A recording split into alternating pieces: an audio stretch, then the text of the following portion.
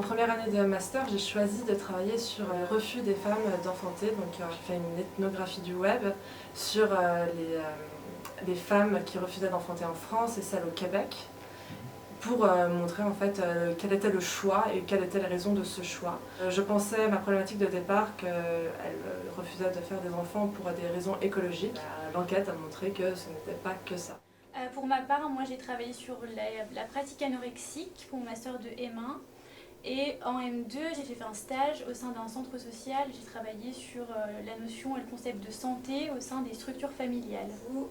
En master, donc mon master 1, j'ai fait un mémoire sur le vécu de la dépression. Et en master 2, j'ai fait un stage au laboratoire Lorrain de Sciences Sociales. J'ai travaillé sur la manière dont les médecins généralistes traitent et prennent en charge le mal-être des personnes âgées. Et en M1, j'ai réalisé un mémoire sur la danse hip-hop. Donc j'ai pu inclure en fait, une passion que j'avais depuis toute petite dans mon mémoire de recherche, en allant interroger les danseurs et les danseuses. Donc pour le M1, je me suis beaucoup interrogée aux rapports sociaux de sexe, donc les rapports sociaux qu'entretenaient les hommes et femmes entre eux dans les cours. J'ai mobilisé l'anthropologie visuelle, donc je suis allée filmer des entraînements de danseurs. Donc ça pareil, la formation sociologique m'a permis d'acquérir de nouveaux outils pour rendre compte d'une réalité de terrain.